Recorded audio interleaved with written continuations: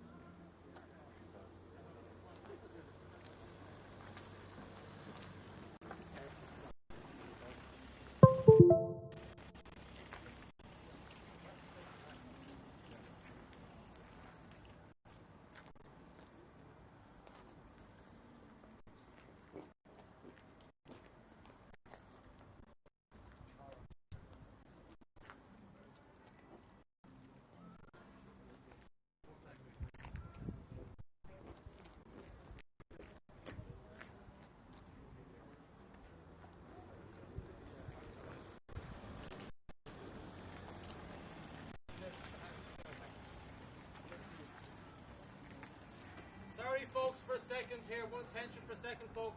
I'm with Mount Jerome. Sorry for all your loss here today. We find ourselves in very awkward and difficult circumstances with funeral numbers in this pandemic. Things are quite clear. 10 mourners maximum attending a funeral. We have to enforce it for two reasons. Out of COVID outbreak in this location was dreadful the last months, and fairness. We've had 10 families here today, and the vast majority have had it around 10. Families left 2 seconds ago and they had 10. We've been pulled over twice today. How come we had 10 and this family next to us had more than 10? That's not fair, sure it's not. So it's played across the board. I don't like saying this to you, and most of you have heard this from me. You're not part of the official party. You must physically leave Mount Jerome now completely. Cars and all, no visiting graves. Until we have the official party left here, we can't start per Shay's service. Members of the press, you can stay until this coffin goes in. Photography, then you have to leave, okay folks? Sorry about this. Thank you.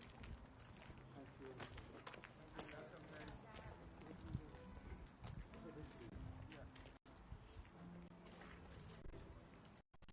I'm Stephen. We have answer first.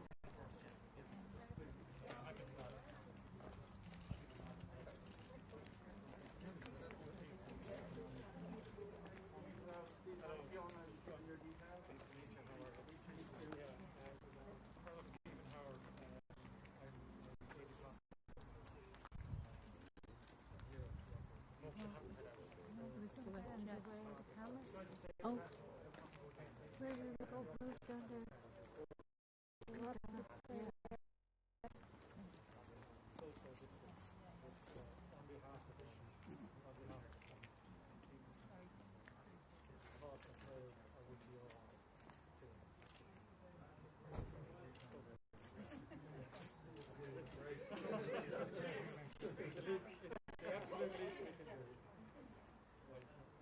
Sorry folks, before you have to leave, folks, you have to go.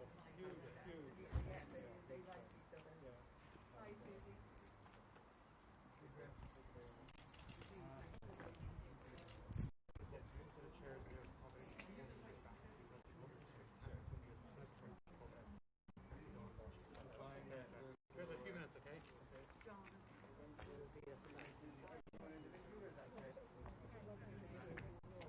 Folks, you have to head out, Jack. Just get in the car. Head out, Jack. You're up.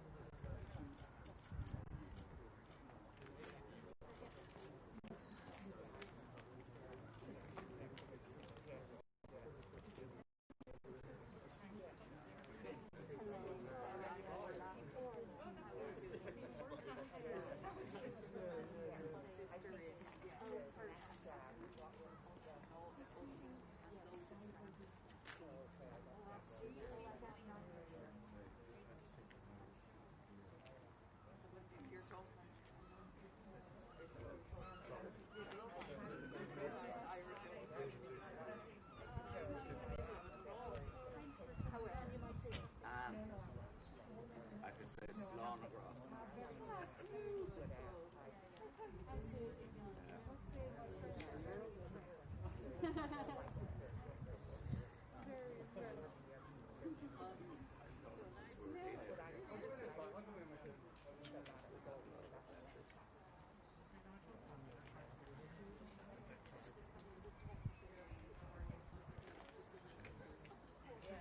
Nothing less. I'm of the big Healys are involved. Shay owns the gang.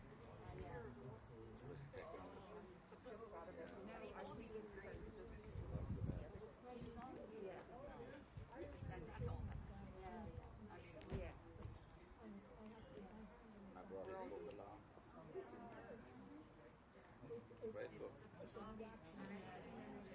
I was talking to him there a month ago. He's written a new art biography about his time in New York trying to get a musical out with Joe Papp. We had it for 6 months living. That's all we were doing. Did you know that? So they asked me to read it and see what I Joyce is saying. So I was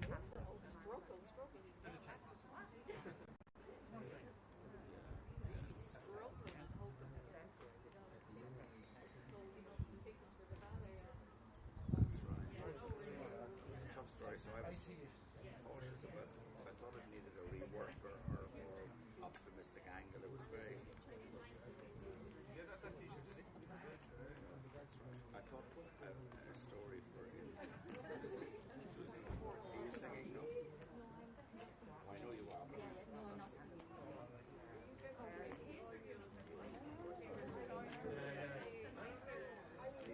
all yourself? No, no.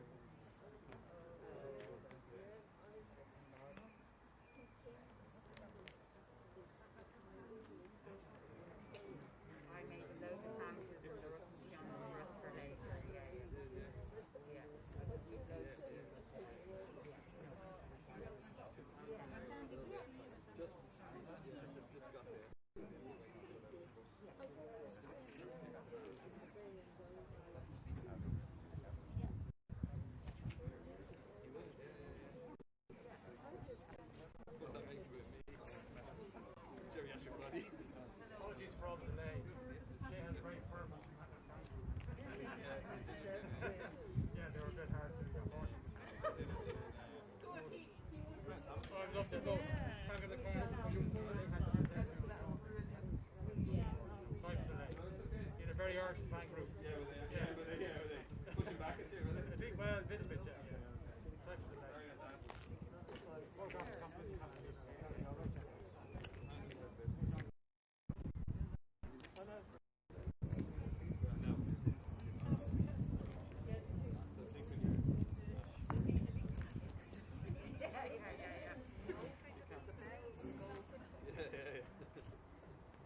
See you, John.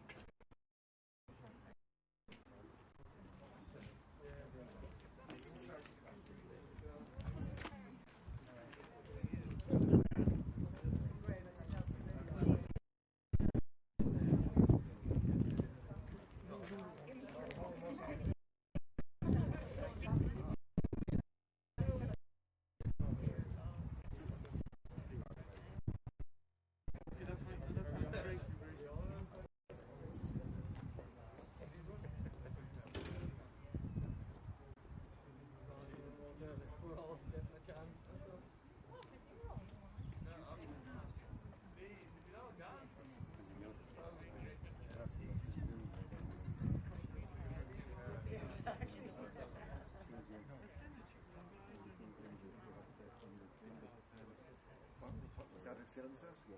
What was it? Rippers? That's all right, no? Oh, that's that place that now they've had that to apartments. They're running out of all their unit bases.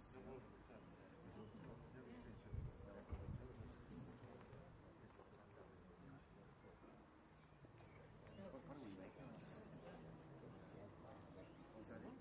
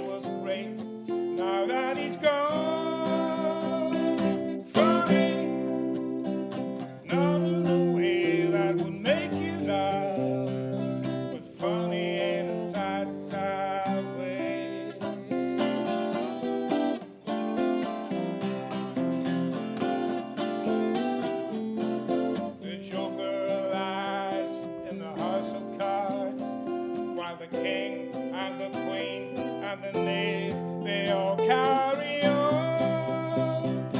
Funny, not in a way that will make you laugh, but funny in a sad, sad way. He'll be remembered for a minute, for an hour, for a day. Funny, not in a way that will make you laugh, but funny in a sad, sad way.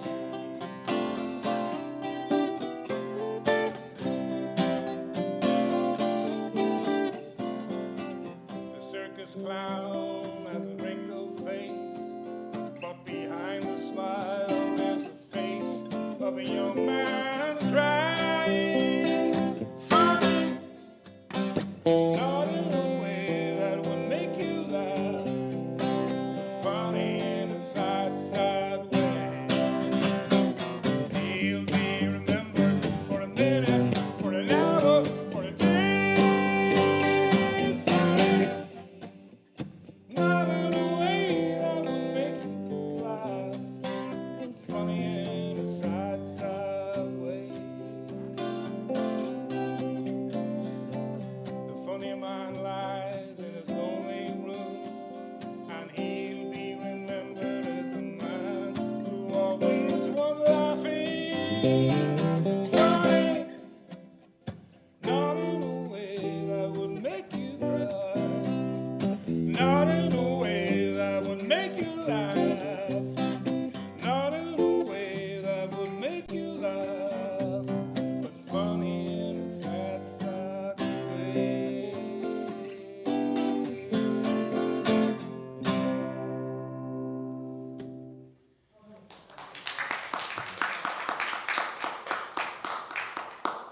Thanks, Paul. Hi, everybody. I'd like to welcome you all here this afternoon to this ceremony where we honour and celebrate the life of Shay Healy. As you all know, Shay died on April 9th in St. Vincent's Hospital. To Shay's sons, Finan and Oisin, his grandson Fionn, his sisters Una, Emer, Moya and Orla, his brother Finney, his grandchildren Naya, Zach, Felix, Ella and Amelia, daughter-in-law Natalie, and to all the extended family and to Shay's many, many friends and colleagues, I extend my sincere condolences for your sad loss. President Michael D. Higgins and Sabina have sent their condolences to Shay's family today, and the President has been represented here today by his aide-de-camp, Colonel Stephen Howard. Many thanks to you who've come here today, and those of you joining us online. I'm sure there's plenty of you out there, to celebrate Shay's life and to bid him farewell. We particularly welcome and are thinking today of Oisin and Naya and Felix joining us from Australia, and also Emer, who's watching in France. I know, sure we all know, in more normal times there would be hundreds of people here today, but I'm sure that many friends and family are joining us in their hearts, and there'll be lots more stories, lots of opportunities to share stories and memories of Shay in the times to come. My name is Susie Kennedy, and I'm a humanist celebrant. The family have chosen a humanist ceremony as the most appropriate way to celebrate Shay's life and to bid him farewell. I knew Shay just a little, having been a guest on his wonderful show, Nighthawks, many, many years ago. And also, I had the honour of being the celebrant for Dee Dee's ceremony here in Mount Jerome. My experience of Shay affirms what so many of his family and friends have been saying about him, particularly over the last couple of days. He was a gentleman. He was creative, brave, adventurous, talented, open, funny, warm, and generous. His achievements were many, and his inspiration will be felt and enjoyed for many years to come by all of you here who knew him so well, and the many people who were his friends and colleagues. But also by many people who never met him, in person that is, but loved watching him and listening to his wonderful songs, and indeed reading his journalism and his books and his plays, so many things that he did. Shay has left a lasting legacy for us all. I'm sad to be here today, of course, to see the grief that you're all experiencing, the loss of your loved one. At the same time, I'm enormously proud to have been asked by the family, by you, to conduct this ceremony. The care and thought that you've put into creating this ceremony is a testament to the love and respect that you have for Shay. There's always great sadness and grief when a loved one leaves us, but it's important to balance the natural expression of grief with the recognition of a life well lived. And today, you will all have a chance to reflect on having known and loved Shay and acknowledging his many accomplishments. This afternoon, we'll hear about Shay's life with readings and reflections from you, his family, and also a close friend. And we'll also hear some of the music that meant so much to Shay all his life, sung and played by his old friends here, Paul Brady and Jimmy Smith. Thank you. We acknowledge that there may be people gathered here or joining us online of different religions and belief systems, and we would very much like you all to feel a part of this celebration of Shay's life and in bidding him farewell. I'd like first to ask Finan to come up and speak. Bring the step there, Finan. Okay, I'll do my best to get through this.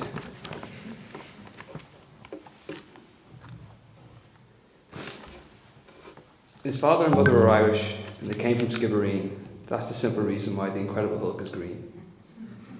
Shaymo wrote That's the Simple Reason Why the Incredible Hulk is Green in the 80s. It was one of his huge back catalogue of parody comedy songs and one of my favourites growing up.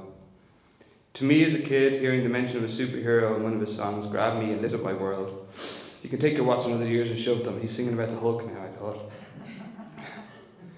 At one point in the mid-80s, Shaymo, this big bohemian leprechaun with wild hair, a big moustache and a tenacious spirit, sat across the desk, hustling an account exec in Marvel's offices in New York City, belting out, "Hello me buckos, don't you know me, I'm the Hulk." I imagine the account execs still sat somewhere trying to make sense of it all. But to me this encompasses everything that Shaymo was: the hustle, the energy, the charm, the spirit and the creativity. Up until his final weeks, he was still at it. He just couldn't stop. He got knocked back so many times, and it hurt me to hear, but he always managed to bounce back and move on to his next idea. In the last few years, I told him to slow down and stop worrying, but I think he had so much creativity in him, he knew his time was probably short and just wanted to get everything out that he had inside him. He was non-stop writing songs with friends, working on a new musical, and up until late last year he had us all driven demented with this unpublished book about his adventures in New York.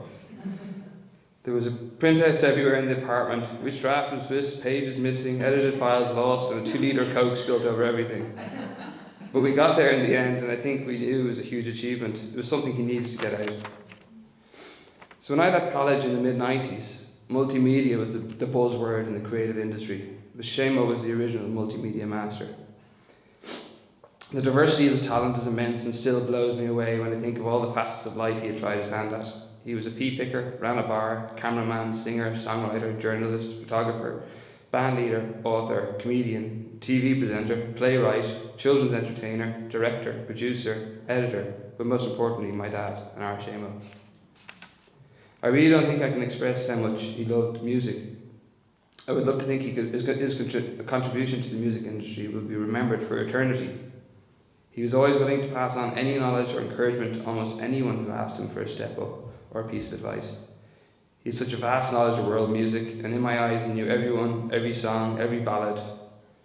All the brilliant adventures he brought us on from gig to gig, session to session. We had so many adventures travelling the country as kids, myself and Ush as support, or later with Badger bearing the whole thing on his shoulders. Gigs to 10 people was not unheard of. I remember so many times on events or parties he'd be saying, I don't think I'll play tonight or get involved. He'd then disappear, and the next thing we know he's on stage leading the room with a rendition of Northside. Our house in Sandymount was a mecca for amazing parties and gatherings. Himself and Dee Dee through over the decades, where performers from every walk of life plied their trade in our house. The most amazing characters flocked there, and he brought them all together. He just had the power to befriend so many, and be charming and warm. Everyone was welcome in our house, except the guards handing over parking summonses. But he simply loved collaborating with people and seeing where the night or next project would take him. He taught me how to be the person I am today. To give a damn about people, to be kind, to be helpful, to be patient, to be considerate, to listen and take on everything with a great sense of humour. He had the power to listen, hence why Nighthawks and his interviewing techniques were so good. He was there to cajole the story out of the guests, not take over. He could have talked to a wall and probably got his life story. He just loved conversing, engaging, and discovering people's story and spirit. Nighthawks was a massive point of his life. I remember the pride I had when it was going, and how hard he had worked to make it happen, along with everyone else in the show, going out live 3 nights a week. As far as I remember, it was a chance encounter with David Blake Knox in the Cardiff RTE that led to the biggest contributions to a generation of young Irish. It opened the window to a world of new and exciting music and musicians, the very best of alternative entertainment in Ireland, and introduced a swathe of comedic geniuses to our screen that probably would have struggled to have a voice in a largely conservative Ireland. It also brought down the hockey's reign. I, as a 17-year-old, spent way too many nights on the set of Nighthawks with friends and family. Shamo would always have the family stash of beer behind the bar, where everyone else only got 1 or 2. It's very hard being late for school and blaming it on the bus when everyone saw you stood behind Glenn Hansard of the Joshua Trio drinking cans on the TV the night before.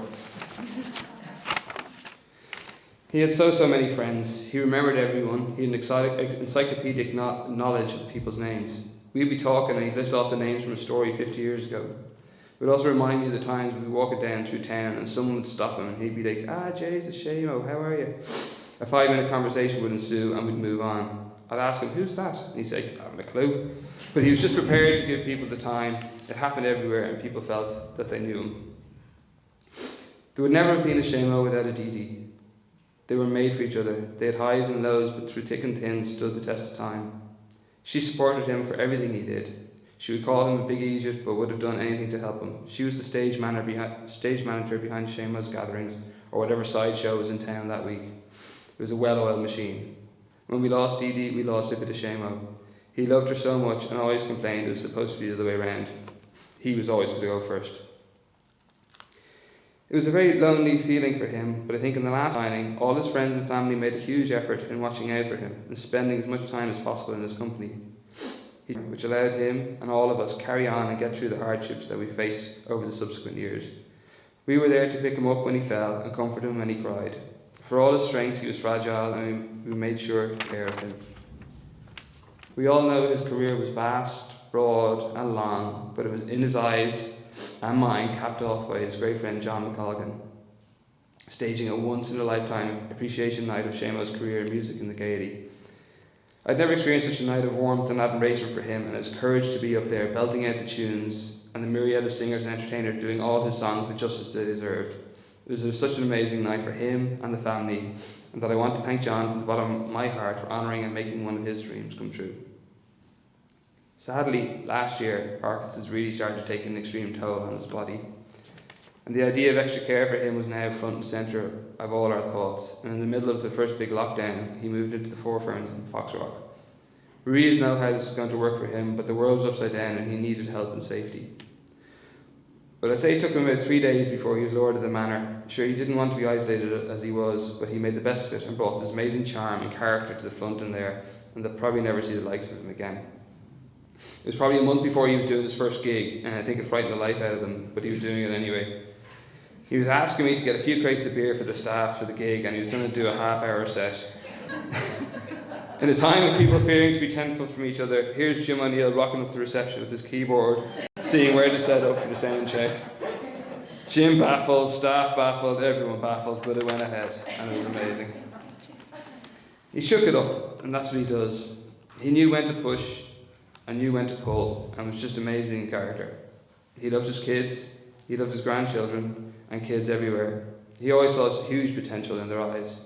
He was the biggest kid, a messer with the biggest heart. His Have Animal Week album for kids suited many a journey for us and for children across the country. If you met someone with a kid, they left the CD in their hand. He was a madman with mad ideas, and never a dull moment was to be had. He would always convince me that putting clock hands on record picture discs in the early 80s was going to make him a millionaire. There's just too much to say, to be honest. The outpouring of love for him says everything you really need to know. The downside for me that he's gone is that there'll be no more free tickets in my life. He blagged us in everywhere throughout our lives. He would give me the story, then we just have to go along with it when it got to the door. Whatever the story, it never failed. His charm got us through every time. Go on in, Shay. What's another year, they'd say. I want to express our deepest thanks to the carers and staff of the Four Ferns for their love and compassion for him, and the carers he had that helped him out through a certain time before he ever went in there.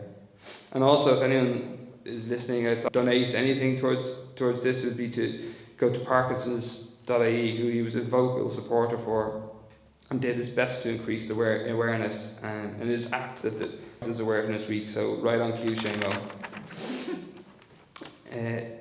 Now he's finally reunited with Dee Dee and hopefully looking down on us all.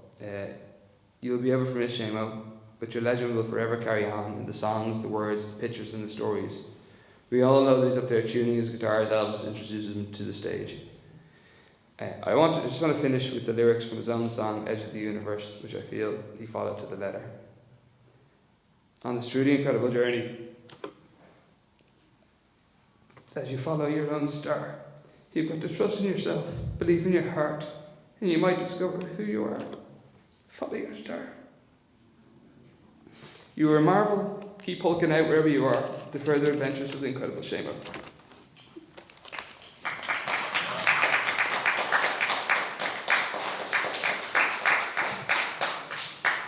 Thanks so much, Fionnán. Must be one of the most difficult things anybody has to do ever in the whole world, to speak at the funeral of your dad, and to speak so well. Thanks very much.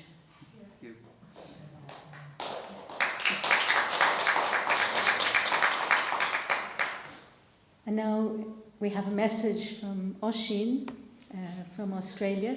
I think Stephen is going to play a video clip or maybe an audio clip for us. Thanks, Stephen. Hey everyone. I know it's been very difficult. It's very strange though. It's amazing how many accolades, tributes he's getting, and how much love there was for him.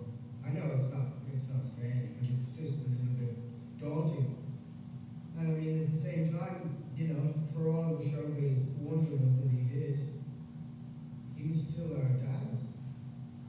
And, you know, we used to go and kick ball, and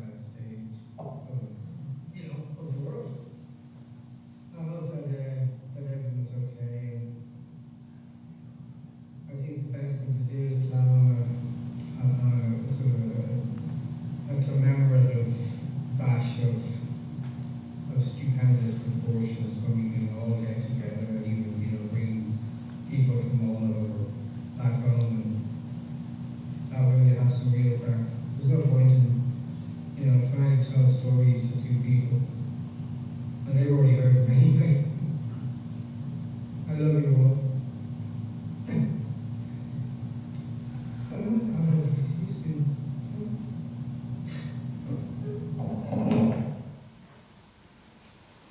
Thanks, Ash.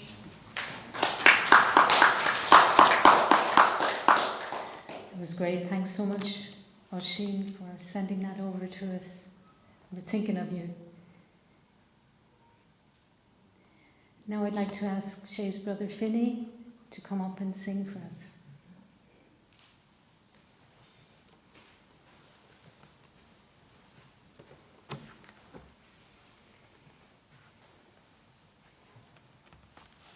The tears have all been shed now. We've said our last goodbye.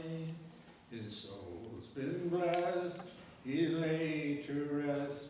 And it's now I feel alone. He was more than just a father, a teacher, my best friend. He can still be heard in the tunes we shared as we played them on our own. Oh, I never will forget him, for he made me what I am. Though he may be gone, memories linger on, and I miss him, my old man. As a boy, he'd take me walking by mountain, field, and stream, and show me things not known to kings, and secrets between him and me, like the colors of the pheasant as she rises in the dawn, and how to fish and make a wish beside the holy tree. Oh, I never will forget him, for he made me what I am. Though he may be gone, memories linger on, and I miss him, my old man. Well, we thought he'd live forever. He seemed so big and strong, but the minutes fly and the years roll by for a father and a son. And suddenly when it happened, there was so much left unsaid, no second chance to tell him thanks for all the things he had done. Oh, I never will forget him, for he made me what I am. Though he may be gone, memories linger on, and I miss him, my old man.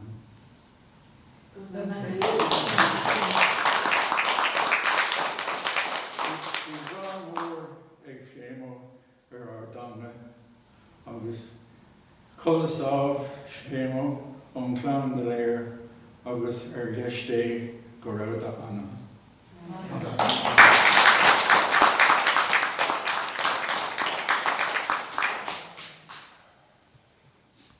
Thanks so much, Finney. And now we're going to have another video clip. To ask Stephen to play a message from Emer in France. I'm from France, and this is Emer, Ogie's sister. I am sad to not be there with you there today. My sisters, Una, brother Finn, sisters Moya and Orla, and Ogie's sons, Ashim Finon, and his grandson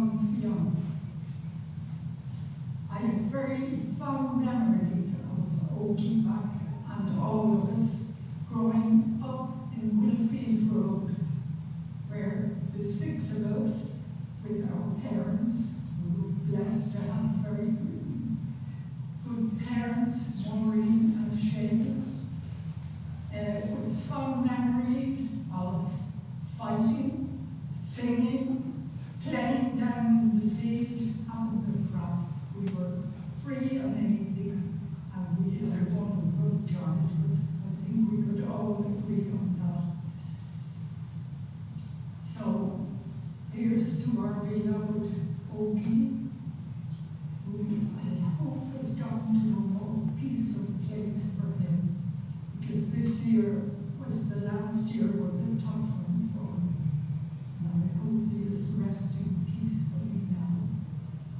I have a funny memory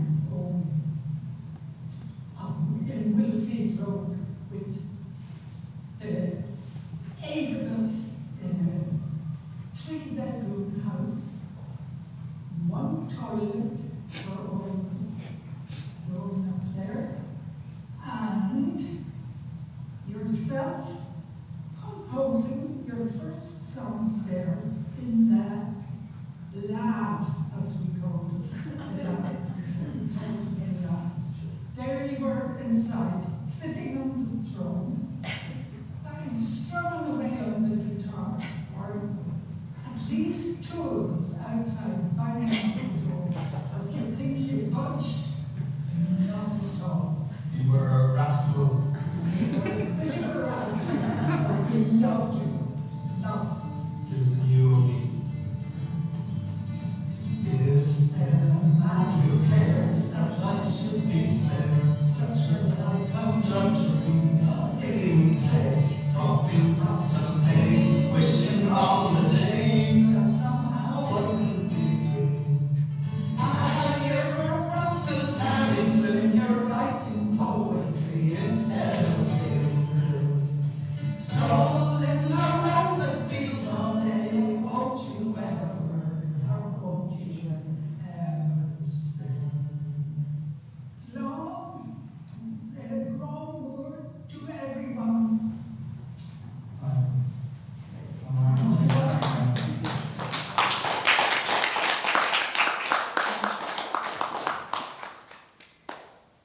Lovely. Thank you so much, Emer. It means so much to have those voices and pictures here in the room. Shay, as you all know so well, had so many successes in his career and in his life. And he also had the capacity to enjoy those successes. I found this poem by someone called Bessie Anderson Smith, and I think it's very fitting. I hope that you do too. It's called Success. He has achieved success who has lived well, laughed often and loved much, who has enjoyed the trust of pure women, the respect of intelligent men and the love of little children, who has filled his niche and accomplished his task, who has left the world better than he found it, whether by an improved poppy, a perfect poem, or a rescued soul, who's never lacked appreciation of earth's beauty or failed to express it, who has always looked for the best in others and given the best that he had, whose life was an inspiration, whose memory is a benediction.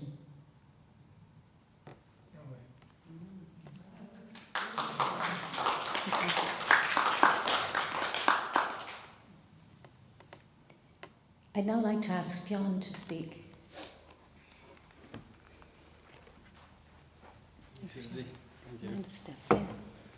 So, hi everyone. I'll try my best to hold it together as well. I've done all right up until now. Firstly, just my thanks, sincere thanks to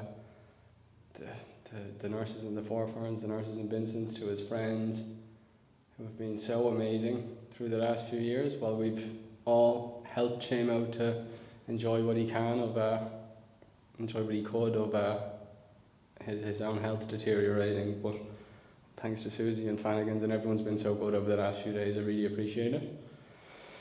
But I struggled to write something yesterday evening, and it was really tough. So yeah. So I am here saying a few words on behalf of all Shay's grandchildren: Nia, Zach, Felix, Ella, Mimi, and myself, who's in a bit of a grey area, but I'll get to that in a minute. Shaymo had so much love to give, and he loved to give it to his grandchildren more than anybody. Shaymo entertained everyone that he came into contact with, however he took particular enjoyment from singing one of his, to put it politely, less poignant songs to his grandchildren. He even wrote a children's album. I always thought his rendition of the boa constrictor, including the blah blah blah, had the potential for a number one, not to mention the cult classic, fart shit belly bum drawers. Yeah. What Shaymo did for each of his grandchildren, unbeknownst to us, was set within us a love for music, crack and devilment that will be with each of us for all of our lives. His excitement for life was so incredible, only to be surpassed by his excitement about new life being brought into his family. Oisin's family, Nia and Felix, got to spend a lot of time with both Shaymo and Dee Dee before they left for Australia in 2011. I was younger when they were here, but the amount of love that I got to see Shaymo and Dee Dee give them was truly astonishing. It gave me a glimpse as to what they must have been like with myself. Shaymo doted on them both in equal measure, and they had a very special relationship. Whilst I haven't gotten a chance to speak with them directly yet, I am sincerely sending my love across the world to them. I know the impact that Shaymo had and will continue to have on them both. Fionnán's family, Zach, Ella and Mimi, got to spend some more time with Shaymo than Nia and Felix did. And in this time, they all developed a very special bond with him.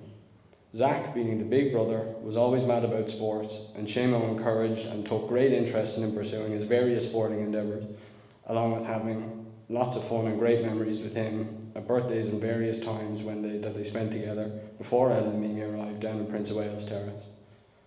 Both Ella and Mimi got to experience Shaymo at his childish best, briefly in Prince of Wales Terrace, but mainly in Serpentine Avenue in his later years, where Shaymo wouldn't let his worsening physical condition stop him from chasing them around the house to terrifying effect, both for the kids who were being chased by Shaymo the big bad wolf and the rest of us who had to see him trying to run around the house whilst remaining upright.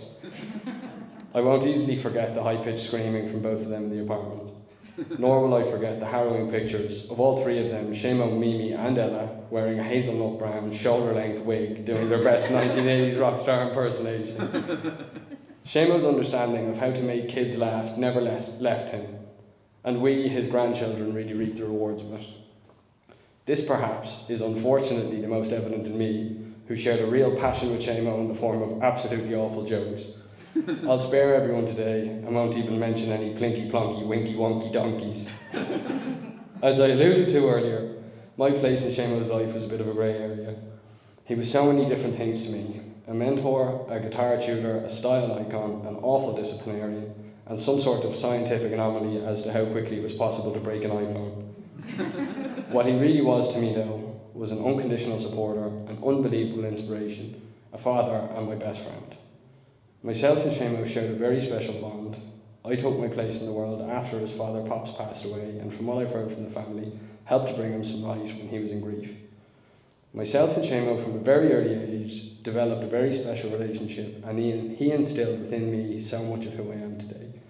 I don't know how to begin to try and articulate the impact that he has had on my life.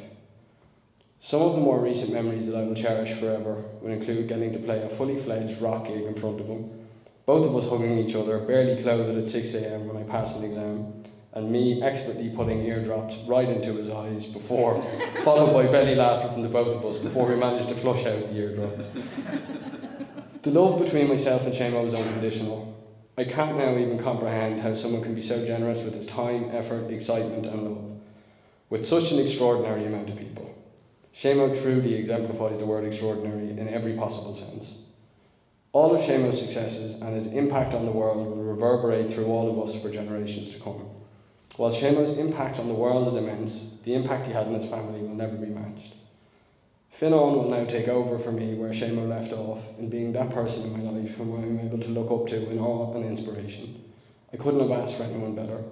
Shaymo's kindness and love has been passed down to such an amazing man who can now continue where Shaymo left off and create and love his own wonderful family. I'll again happily allow myself to sit in the grey area. Whilst we were sitting together in Shaymo's last days, the love between the two of us for him was very special, and I'm extremely grateful to have those memories. Shaymo and Dee Dee were so important to me. I had such a special relationship with them both. Trying to understand that they are both gone is very tough, which could be said for all of us, I imagine. They loved each other so much and brought so much joy to all around them. They have the most incredible friends that I've ever seen. I'm not going to name any names on the basis that I will no doubt forget someone incredibly important. To me, that says it all about them. They somehow managed to impact so many people's lives in such a positive way that it's not possible to think of a select few. I can't say anything that will be a fitting tribute to them both as the very special unit which they were. All that I can say is from the bottom of my heart, I cherish the time that I had with them. I'm immensely happy that I was able to help them and love them both in their final days when they were on their way to their very own Prince of Wales terrace in the sky, disco balls and everything. Shamo, my dear, dear pal, you will never not be there for me. To quote one of your more recent interviews, enjoy the climb rather than the view. Sometimes the climb is more rewarding. You supported me and will continue to support me on every step of my climb, and I hope yourself and Dee Dee are finally enjoying the view.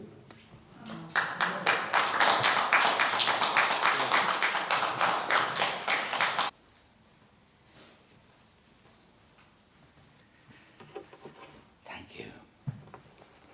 I was just thinking today, how long do I know Shay? And it's about 65 years, if that sounds too incredible. Looking at me, you say, I don't even look 65. But,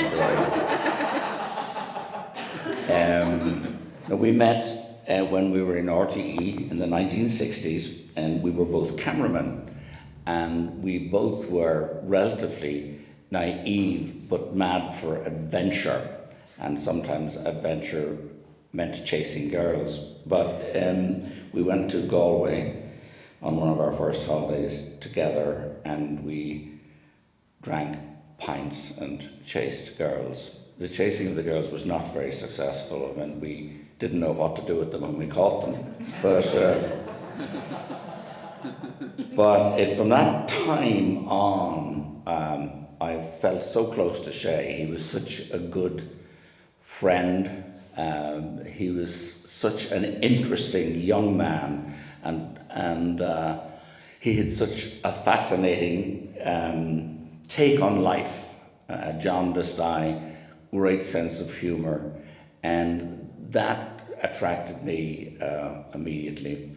We were not together all the time. I was away in America and China and places. He was doing his own thing, but we did so many things together. In the early days in RT, I had a Honda 50, and we were flying down past Donnybrook Church. He was in the back, I was driving, and the front mudguard fell into the wheel. So it stopped rather suddenly, and Shay went over the handlebars. So I thought I'd killed Shay, and he was there moaning on the ground, but he wasn't too badly injured. He was bruised, but it gave him an opportunity to take a couple of weeks off from work, which was all right too. Then on, I was fascinated by just the way his mind worked, how it hopped from thing to thing. He never stopped developing projects, whether it was writing songs for people, or writing comedy sketches, or writing a full musical. I mean, he'd written a number of musicals, and he found it hard to get them on, and I'd read them, but I read The Wireman, which I really loved, and it was the story of bringing electricity to the West, and Dubliners going down and trying to take the girls again from the fellas in the West. But it was a really good musical, and it got very good reviews, and Shay was really, really pleased to have it put on. We tried to get it revived for the 100th anniversary of the ESB, but anyway, that didn't work. And so we were involved in lots of projects, and apart from that, we went to dinner and lunch regularly, and we could sit at a lunch for 3 or 4 hours talking, me mainly listening. Well, no, I did talk as well, but Shay was never ran out of conversation and stories, and his stories were always interesting and fascinating, and he had a very definite way of looking at the world. I remember his great documentaries. He was there, did a documentary in Nashville with Roy Rogers and Tammy Wynette and Tom T. Hall. Just when you look at the range of things that he did, and there's been 2 or 3 documentaries on Shay. I know David Heffernan did one, and I supplied him with some footage and photographs, and then Nationwide did a really nice mini documentary on him and Dimna in Prince of Wales Terrace. So I remember going there to parties. Dublin wasn't a particularly glamorous place in the probably 70s, but Shay's parties were legendary. I mean, you would go in there, Dee Dee did the cooking, and she had the place decorated with mirror balls and glitter and pea lights. And you go in the door and there was Paul Brady, and there was Krista Berg, and there was Ronnie Drew, and there was Brendan Grace, and there was all the great and the good from the world of show business. And the food was fantastic, the company was great, and those parties went on till dawn. But I remember the early parties when we were in RTE. There was a guy called Joe O'Donnell, who was a great friend of ours. Once a month he held parties in his apartment in Sandymount, and it was the height of the ballad boom, so everyone was singing ballads, and Joe was singing The Sun Is Burning, and Shay was singing his own parodies. And I remember I took a picture which I gave to Shay, which was in one of the documentaries of, it was just after he met Dimna, of Dimna leaning her head on his shoulder, and he was playing the guitar with his eyes closed and singing. And they were, to me, whether it's rose-tinted spectacles, but that was to me the height of the 60s, and Joe was a great cook, so we had things like dustbins, which he cooked huge curries in. So he had a dustbin full of curry and rice, and then everybody helped themselves. But again, people dropped in and out, and there's great memories and great friendships there. I spent time with Dee Dee when she wasn't well, which was heartbreaking, and I was around after that for Shay as much as I could be. I felt that he had a wonderful life, and it was so sad that in the latter years of his life, for somebody who was a great wordsmith, an entertainer, that the awful Parkinson's diminished him so much. But up until the last probably year or so, most of the time his mind was very alert. And I remember him saying to me in the Four Ferns, I went in very frequently, as did his wonderful friend Cara Hanaho, but you had to talk to the window, so you would go to a crack in the window. He was wearing a mask, I was wearing a mask, not much was communicated, but you sat there and made an effort, and sometimes he was really clear, and sometimes he wasn't. But he did tell me that he'd written a new musical, which I think it was possibly one that he'd written some years ago, but it was based on Dublin ballads, and he was very keen for me to look at it and see if there's some way of getting it put on. And we had talked to a producer called Donald Shields, so we were hustling on that front. And then he had finished, I think Finan referred to it, his New York Joe Papp story. So we've been talking about this for a long time, and this is the story, true story, of Shay decided characteristically, with no great preparation, that he had a musical he'd written, and he wanted Joe Papp, who was a great Broadway producer, to put it on. So what did he do? But up and left everyone and went to New York. And he went around New York with this script, and he did some gigs, and the musical never got made, and Shay eventually had to come home. So his life had all those twists and turns, and the highs and inevitable lows, and of course the Eurovision, what's another year, opened doors for Shay, and all he wanted to do after the Eurovision was write more hits. So he spent a lot of time in studios, recording demos, and some of them worked and some of them didn't, but he put an awful lot of time and effort into them. And I was talking to him in the Four Ferns, and he asked me to read the book of the story of Joe Papp in New York, which I did, and I thought there was a lot of merit in it, but it definitely needed a rewrite, and he seemed to be disappointed that he thought it was ready to go to press, but I bet it wasn't. But anyhow, up to the very end he was doing that. He had a keyboard in the hospital, and when he could still play, he was writing songs. He was sending them to Nathan Carter, who did one of his songs, and he could never be stopped. I used to say to him, Shay, you can't be stopped. So he was compulsive about creating, compulsive about making stuff, compulsive about getting songs down, and he loved being in the music business. He loved musicians, and the pleasure he had in being friends with Paul Brady and Jimmy Smith and all those great people who were then really good to him. We did a concert with Shay in the Sugar Club, and the boys were all there in a band a couple of years ago. And then I had said to, Carol told me there, I said to Shay, what would he really like to achieve when he was still, we came up with this idea of an evening with Shay Healy, so we called it In My Life.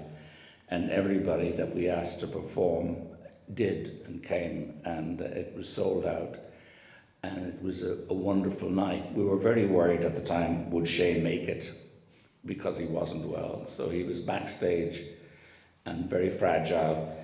And Cara had gone out with him and got him a fantastic Shay Healy jacket. It was a kind of shiny, multicolored, marvelous piece of gear. And he's sitting there, and then whoever was, Ingus McAnally, I think, or myself would say, and Shay Healy, he'd come through the curtains, the spotlight would hit him and he would come alive, like he'd plugged into electricity. And on the night, just the energy that he had, and he sang What's Another Year with Johnny Logan. He did, at the final number was the Walk on the North Side, and everybody came in and everybody came on. And Johnny and Don Mescal and Lisa Lamb and Finbar Fury and Jimmy Smith was there with leading a great band. So it was a really, really memorable night for Shay. It was sort of for Shay and his friends, and he was on such a high at the end. And then the next day, I think it took so much out of him that he crashed, that his energy left him. He's written, I just found this the other day, this is On the Road, Shay Healy, and it's a fantastic read, part of a biography, and he says, I was just looking at it just now, the dedication. This book is dedicated to all the musicians that have brightened my life with their talent and their company, and to my family for holding me up when every fibre of my being was screaming to lie down. And then this book as well, I just saw it On the Road. This is Gabriel Byrne, who's very friendly with Shay and myself. And Gabriel said, Shay Healy is a wonderful, warm and engaging storyteller. He details the event of his life with a hilarious and sometimes rueful bemusement. A huge enjoyment will have the reader calling for more. So that was the reaction to this book, On the Road, and that was 2005, I think. And so the other one may or may not come out. But when I visited in the hospital, and certainly in the latter years, I felt immensely close to him, and an honour when somebody is broken by that awful Parkinson's, that we could still really communicate with each other. And every time we said goodbye to each other, I would say, I love you, Shay. And he would say, I love you, John. And there was embarrassment or coyness about that. We just meant it, and it meant a lot to have that said to him. The two boys have spoken about him so well in such detail. Well done, you did great. I feel like most of us, or all of us, but I have a sort of a hole in my heart because he was quite a unique individual. And yeah, I really will miss him. There he is. Slán Shay. Thank you.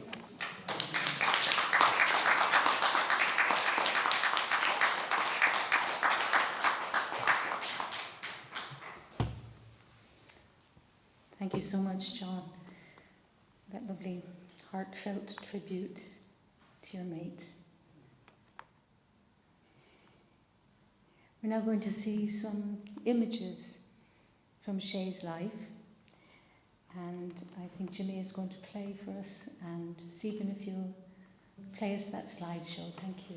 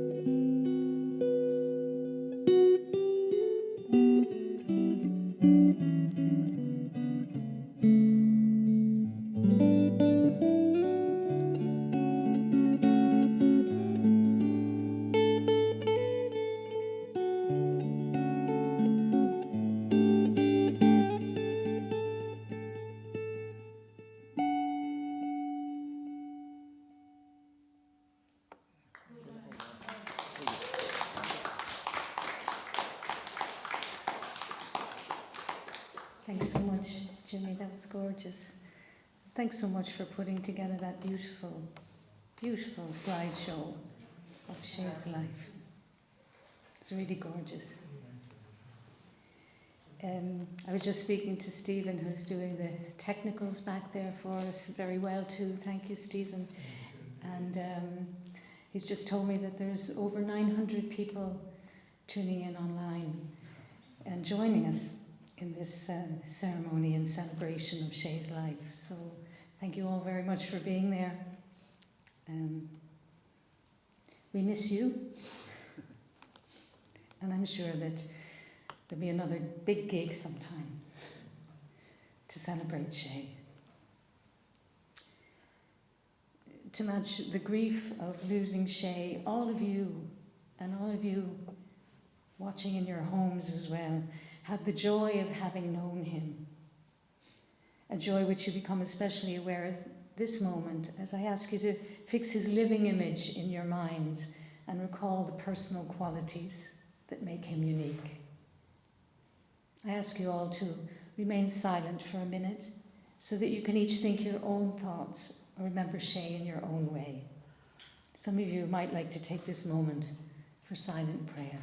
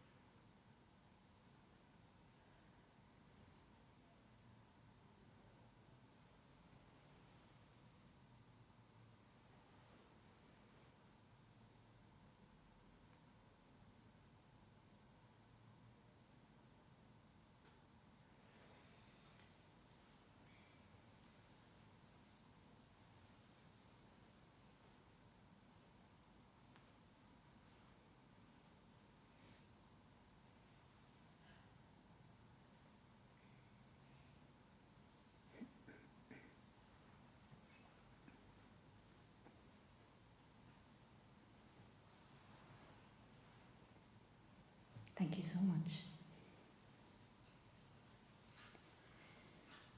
I would now like to ask one of Shay's sisters is going to bring up a flower to present on behalf of the family.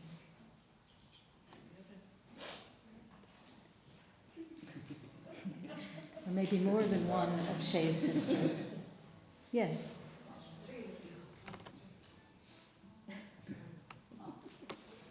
Thank you very much, Orla and Una and Moya.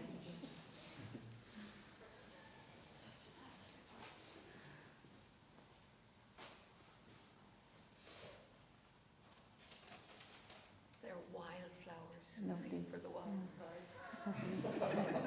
Thank you. Free? Wildflowers for the wild child. Thank you so much. We're now going to say a final goodbye to Shay. And Paul is going to play a song. I think you want to say a couple of words, do you, Paul? Yeah. Thank you.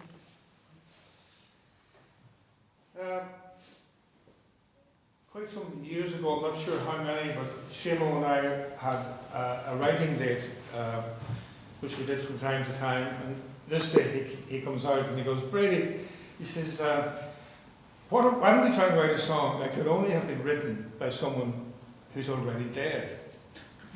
And I kind of went, okay. And he said, even more, whoever sings this song has to sing it as if they're dead too.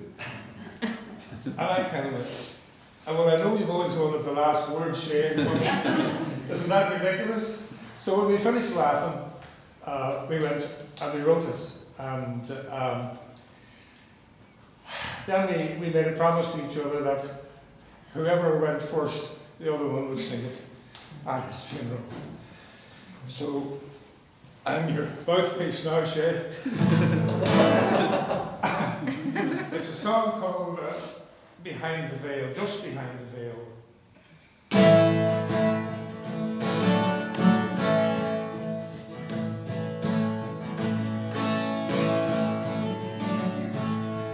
I'm just behind the veil,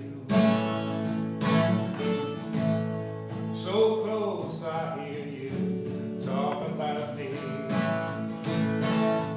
Don't cry so hard, it's not like I've gone so far away. Day after day,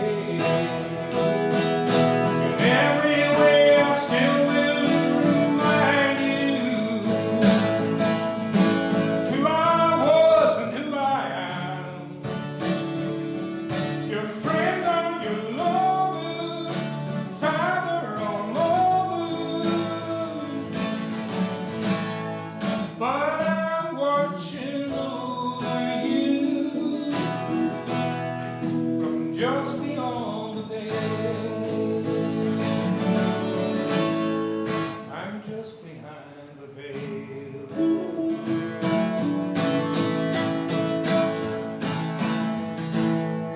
I'm just behind the veil. A step in time is all that separates us. Each word you say, floating on the wind that swirls around me. Say what you say. Now listen close so you can hear my echo. Who I was and who I am. Your sister, your daughter, your friend or your lover. There'll be days when you stumble. I'm your courage at my fail. But I'm here watching over you from just behind the veil.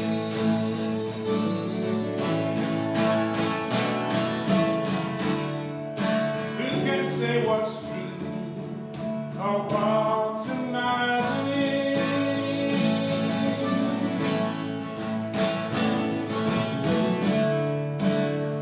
There's a ripple in the mirror, really you. I'm just behind the veil, in a place where the sun is shining. Everything's alright.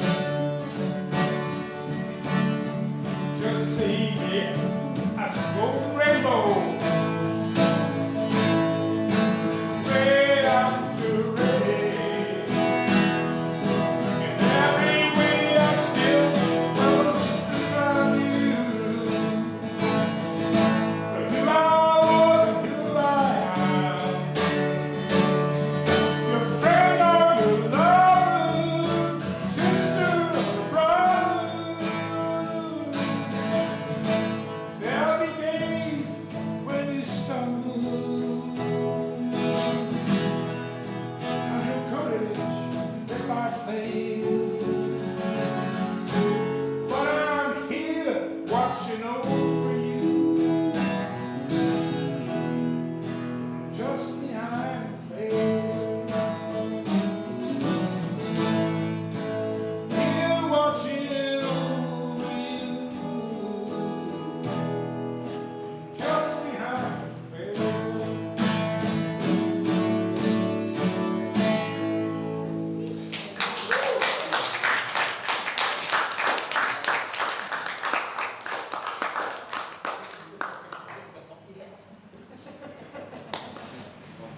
Thank you, Paul, Jimmy. When my life is over, I become a piece of stardust out there in the heavens, out beyond the blue. want to see me, just look in the night sky. You can see me twinkling, shining down on you. Stars were made to wish on, so make your wish upon me, and I'll do what I can to make your dreams come true. Dry away your tears now, our souls go on forever.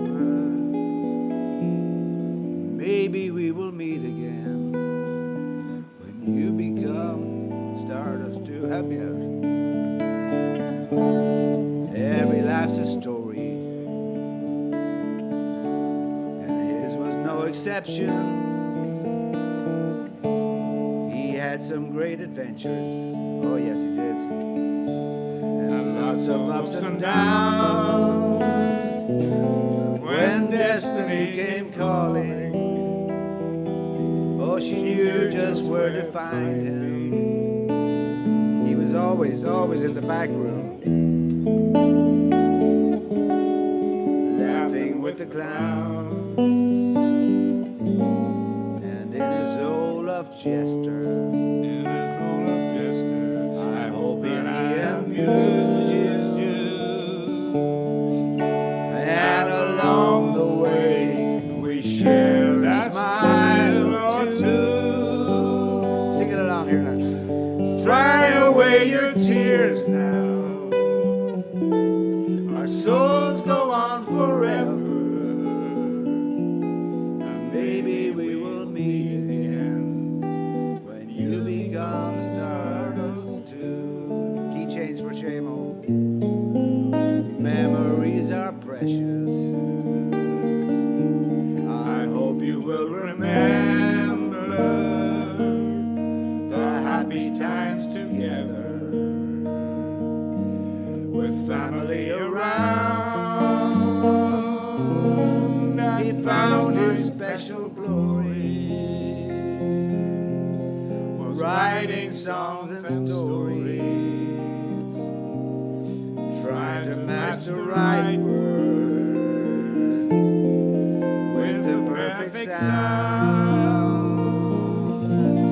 If there's a choir of angels, I know they let him join them, and he'll sing his songs the way I used to do. Help us out here. Dry away your tears now, our souls go on forever, and maybe we will meet again when you become stardust too. Dry away your tears now, our souls go on forever, and maybe we will meet again when you become stardust too. God bless you, Shamo. God bless you, Shamo.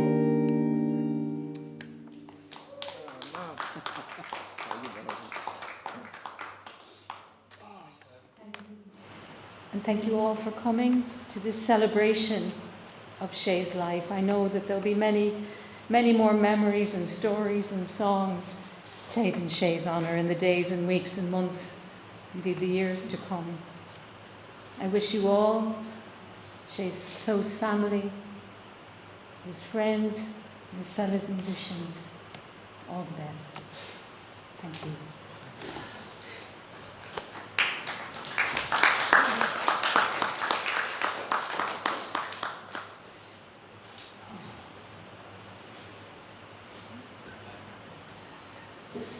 Ha ha ha.